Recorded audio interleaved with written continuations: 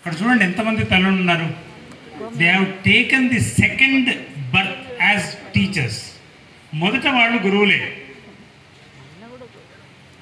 మనం నారాయణ సమారంభాం వ్యాస శంకర మధ్యమాం అస్మదాచార్య పర్యంతాం వందే గురు పరంపరాం అన్నప్పుడు నా పిల్లవాడు, నా సొంత కొడుకులు, నా సొంత కూతుర్లు కూడా నా గురువులే. ఎందుకంటే మనం అందరి దగ్గర నుంచి నేర్చుకుంటాం. ఈరోజు పాండు, నాగేందర్ అనే ఇద్దరు నా స్టూడెంట్స్ అని చెప్పుకోను, మా పిల్లలు. ఒక్కసారి మనం గతాన్ని పరిశీలించుకుందాం. మనకు స్వతంత్రం ఎప్పుడు వచ్చింది? ఎవరన్నా ఒకరు చెప్పండి కొంచెం. స్వతంత్రం ఎప్పుడు వచ్చిందో చెప్పలేరా? 47లో వచ్చింది. కరెక్ట్. అప్పుడు మన లిటరేచర్ పర్సంటేజ్ ఎంత? స్వతంత్ర భారతదేశం మన స్వతంత్రం తెచ్చుకున్నప్పుడు మొట్టమొదటి అప్పుడు మనకు లిటరేచర్ అంటే చదువుకున్న వాళ్ళ సంఖ్య లేక అక్షరాస్యత ఎంత? Just it is 16%, 16%. మనకు స్వతంత్రం వచ్చేప్పటికి ఎన్నేళ్ళు అయింది? ఒకసారి లెక్కేసుకున్నాడు అమ్మయ్య 77. ఇప్పుడు మన లిటరేచర్ మన అక్షరాస్యత శాతం ఎంత భారతదేశంలో? 77. సంవత్సరానికి ఒక్కొక్క మెట్టెక్కుతూ పైకి వచ్చినాం. ఇలా రావడానికి కారణభూతులు ఎవరు? ఉపాధ్యాయులే. కాబట్టి ఈ క్రెడిట్ దక్కేది ఎవరికి అంటే ఖచ్చితంగా ఉపాధ్యాయులకే, 100%. ఉపాధ్యాయుల్లో మొదటి ఉపాధ్యాయులు ఎవరని చెప్పాను నేను? అమ్మ. కాబట్టి అమ్మ కనుక కొంత ఇంతో చదువుకున్నదైతే భారతదేశం 100% ఖచ్చితంగా అక్షరాస్యత విద్యావంతుల దేశంగా మారే అవకాశం ఉంది. ఇక డయాస్ పైన ఉన్న పెద్దలు నాకు ఒక ఆదేశం ఇచ్చారు. ఏమిటి ఆ ఆదేశం అంటే, అయ్యా ఇంటర్మీడియట్ స్థాయిలో మీకున్న అనుభవాన్ని బట్టి విద్యార్థుల యొక్క సైకలాజికల్ మౌల్డింగ్ ఎలా ఉండాలి అని. ట్రూ. నేను నిజంగా ఈరోజు చాలా సుదినంగా భావిస్తాను. ఎందుకంటే నేను కూడా ఒక ఉపాధ్యాయుడిని, మీరందరూ ఉపాధ్యాయులే. మరి మీకు గౌరవం జరుగుతుందంటే ఎవరికి గౌరవం? అది ఉపాధ్యాయ లోకానికి గౌరవం. అంటే నాకు కూడా చాలా గొప్ప గౌరవం అది. మరి ఈరోజు పాండు, నాగేందర్లు నన్ను గుర్తుపెట్టుకుని ఎందుకు పిలుచుకున్నారు? Because I worked as a teacher only. I do not say that I'm guru and something అట్లాంటి పదాలు నేనేమి వాడను. నిజమే, నేను చిన్నజీయస్వామి ఆశ్రమంలో ఉన్నటువంటి అంధ విద్యార్థుల కోసం అన్న జూనియర్ కాలేజ్, డిగ్రీ కాలేజీ ప్రిన్సిపల్గా ఆ గురువు గారి సమక్షంలో పనిచేశారు. వారి డైరెక్షన్స్లో పనిచేశారు. వారిని గురువు అంట. గురువు అనే పదానికి ఉపాధ్యాయుడు అనే పదానికి చాలా భేదం ఉంది. మనం గురు పూజోత్సవ దినం అని నడుపుకుంటాం. ఆ రోజు నేను స్పష్టంగా చెప్తా, అయ్యా మేము గురువులం కాదు, మేము టీచర్లం మాత్రమే. ఎందుకంటే జీవితాన్ని మొత్తాన్ని మార్చగలిగే శక్తి, ఇచ్చే శక్తి నాకుంటే నేను గురువును. ఒక విద్యార్థి పీజీ చేసేటప్పటికి ఎంతమంది టీచర్లు ఏంటారు? అప్పటికి లైన్లో అతనికి 50 మంది టీచర్లు ఏంటారు. దీంట్లో నీ గురువు ఎవరు? ఒక్కరు మెదులుతారు మనసులో.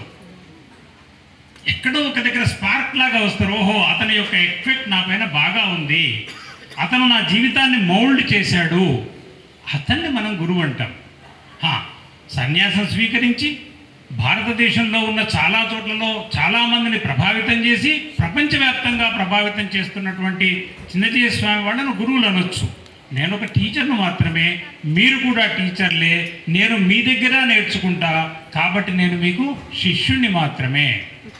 ఇక ఇంటర్మీడియట్ కాలేజీల వ్యవహారంలోకి వస్తే మనకు తెలుసు, 16 సంవత్సరాల నుంచి 19 సంవత్సరాల మధ్య వయస్సులో ఉన్నటువంటి బాలికలు చదువుకునేది ఇంటర్మీడియట్. 10th క్లాస్ అంటే 15 సంవత్సరాల వయస్సు. 16 మనకు తెలుసు, 16 అణాలు 16 సంవత్సరాల వయస్సు అన్నప్పుడు మనస్సు ఎట్లా ఉంటుంది, శరీరం ఎట్లా ఉంటుంది, ఎలా ప్రలోభాలకు గురయ్యే అవకాశం ఉంటుంది అనే విషయం మీకు అందరికీ తెలుసు. మానసిక శాస్త్రం మీరు అందరూ చదువుకున్నారు. ఎందుకంటే మనకు బీఈడి చేసినప్పుడు, లేక డైట్ చేసినప్పుడు, లేక ఎంఈడి చేసినప్పుడు psychological foundations of education, philosophical foundations of education అనే 2 సబ్జెక్టులు మనకు ఉన్నాయి. దాంట్లో కౌమార దశలో ఉన్నటువంటి విద్యార్థుల లేక వ్యక్తుల యొక్క ఆలోచన విధానం ఎలా ఉంటుందనే విషయం మనకు స్పష్టంగా తెలుసు. వాళ్ళకి ఎట్లా ఉంటుంది, నేనే కరెక్ట్. చిన్నప్పుడు 5వ తరగతి 4వ తరగతి పిల్లవాడిని తల్లి ఏదైనా తప్పు చెప్తే, లేదు మా టీచర్ చెప్పింది అదే కరెక్ట్ అంటాడు. కానీ 17-18 సంవత్సరాల వయసు వచ్చినప్పుడు తనదే కరెక్ట్ అంటాడు. ఎందుకంటే ఆ రకమైన హార్మోనల్ ఎఫెక్ట్ కానీ శారీరక భౌతిక ఆధారాలన్నీ పెరిగి ఆలోచన విధానంలో మార్పు రావడంతో individual identity, sexual identity, group psychology, తను ఏం చేస్తున్న సంగతి తనకు తాను తెలుసుకునే ప్రయత్నం చేయడం, అందరికన్నా నేనే సమర్థవంతుణ్ణి, నేను నిలబడాలి, నా భవిష్యత్తు ఇట్లా ఉండాలనే విషయాలు స్పష్టంగా ఆలోచించుకునేటువంటి వయస్సు 17 నుంచి 19 సంవత్సరాల వయస్సు. ఈ వయస్సులో ఉన్నటువంటి పిల్లలకు చదువు చెప్పడం అనేది అంత సులభమైన విషయం కాదు. ప్రతి చోట అడుగడుగున ప్రశ్న, ఖచ్చితంగా రేషనలిస్టిక్ థింకింగ్ వాళ్ళ మనస్సులో వచ్చేసి ఉంటుంది. మరి ఇలాంటి ఇంటర్మీడియట్ విద్యను అందించడం కోసం అసలు తెలంగాణ రాష్ట్రంలో ఎన్నున్నాయి కళాశాలలు? ఒకసారి మీరు ఎవరన్నా ఆలోచించారా? మా అంటే ఒక 1500 కళాశాలలు ఉన్నాయి. జూనియర్ కాలేజీలు మొత్తం తెలంగాణలో దాదాపు 1500 ఉంటాయి. అందులో గవర్నమెంట్ జూనియర్ కాలేజెస్ ఎన్ని ఉన్నాయి? Around 500, at the maximum 500. మిగతా పార్ట్ అంతా ఎవరిది? Private colleges. మరి ప్రైవేట్ కాలేజీల్లో వీళ్ళు ఎందుకు ఈ యుద్ధం చేస్తున్నారు? ఎందుకు మేము ప్రైవేట్ కాలేజీలు పెట్టాలి, ఇంటర్మీడియట్లో చదివించాలి, పిల్లలకు సహాయం చేయాలనే ఆలోచన వీళ్ళకి ఎందుకు వచ్చింది అంటే, ఒకటే గుర్తుపెట్టుకోండి, మీరు కానీ నేను కానీ ఇక్కడ ఉన్నటువంటి చాలామంది కానీ మనమందరం వచ్చింది ఏదో ఒక చిన్న పల్లెటూరు నుంచే. ఎక్కడో కష్టాలు పడుతూ, చదువుకోవడానికి చాలా కష్టాలు పడుతూ, ఎక్కడో స్కూల్ నుంచి ఇంటికి, ఇంటి నుంచి స్కూల్కు పరిగెత్తుతూ, పుస్తకాలు లేకుండా మా వయస్సులో అయితే దాదాపు ఇప్పుడు నాకు 67 సంవత్సరాలు, మా అప్పుడు నెక్కర్లు వేసుకొని పరిగెత్తుకొని దూరంగా ఉన్న స్కూల్కు పరిగెత్తుకుపోయి తిరిగి వచ్చి తిండి లేక నానా హింసలు పడుతూ ఇబ్బందులు పడ్డారు. మరి అవగాహన అనేది కానీ, ఈ సమాజాన్ని మార్చాలి, సమాజానికి సేవ చేయాలనే కసి కానీ ఎవరికి ఉంటుందంటే, ఎవరైతే కష్టాలు పడ్డారో వాళ్ళలో స్ఫూర్తి ఉన్న వాళ్లకు మాత్రమే ఉంటుంది. అది ఒక ఆశీర్వాదం, అదొక గొప్ప కళ, అదొక గొప్ప మేధస్సు. ఆ రకమైన స్ఫురణ రావాలి. అలా స్ఫురణ వచ్చినటువంటి వాళ్ళే పాండు అండ్ నాగేంద్ర. అందువల్లనే వాళ్లకు సాంఘికంగా ఏదో ఒకటి చేయాలని, సొసైటీకి తమ కష్టాలు రాకుండా నేను ఇంకేదో అందించాలని, ఏదో కొంత సమాజానికి సేవ చేయాలనే దృక్పథం వాళ్ళలో ఏర్పడింది. ఆ దృక్పథంతోనే వాళ్ళు ఏం చేసినారు, ముందు ఒక ట్రస్ట్ పెట్టుకున్నారు. ట్రస్ట్ పెట్టుకుని దాంతో ఏం చేసిన, మళ్ళీ ఎన్ఎస్డిసితో కాంబినేషన్లో రకరకాల పనులు చేయడం మొదలుపెట్టారు. దాంతోపాటు మెల్లమెల్లగా వాళ్ళు కాలేజీ స్టార్ట్ చేశారు. కాలేజీ స్టార్ట్ చేయడంలో కూడా దృక్పథం ఏముంది, సేవ. ఎలాంటి సేవ? సరే డబ్బు తీసుకోలేదా? తీసుకున్నారు. నేను జీతం తీసుకునే పని చేసిన.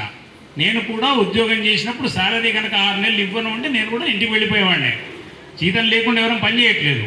కానీ జీతం తీసుకుంటున్నప్పటికి కూడా మనస్ఫూర్తిగా పనిచేయాలన్నటువంటి కాంక్ష అందరికీ ఉండదు. ఇప్పుడే మన మిత్రుడు చాలా స్పష్టంగా వివరించుండు, ఏమిటి మార్జాల న్యాయము, మర్కట న్యాయము అని. 10th క్లాస్ వరకు ఉండేది మార్జాల న్యాయం. మరి సార్ ఇంగ్లీష్లో చెప్తే అందరికి అర్థమైందో లేదో అని మళ్ళీ ఒకసారి వివరించదలుచుకున్నా. పిల్లలు అయిన తర్వాత మగపిల్లి వచ్చి పిల్లలను కొరికేస్తుంది, చంపేస్తుంది అన్న భయం చేత ఆ పిల్లలను ఇంటింటికి తిప్పుతుంది. తిప్పేటప్పుడు ఆ పిల్లి యొక్క మెడను పట్టుకొని, దానికి నొప్పి కాకుండా మనకు చూస్తే చంపేస్తుందేమో అనిపిస్తుంది, మెడ పట్టుకుంటే కరిచేస్తుందేమో అనిపిస్తుంది, తీసుకుపోతుంది. ఎగురుతుంది, దుంకుతుంది, ఈ గోడలు ఆ గోడలు దాడుతుంది. కానీ పిల్ల కింది పడకుండా రక్షించే బాధ్యత ఎవరిది? తల్లిదే. 10th క్లాస్ వరకు మనం అందరం చేస్తున్న పనదే. పిల్లలు మనం కాపాడుకుంటూ వస్తాం. కానీ ఇంటర్మీడియట్కు రాగానే ఈ మార్జాల న్యాయం కాస్త మర్కట న్యాయంగా మారుతుంది. మర్కట న్యాయం అంటే ఏమిటి? కోతి న్యాయం. కోతికి కూడా పిల్లు ఉంటుంది.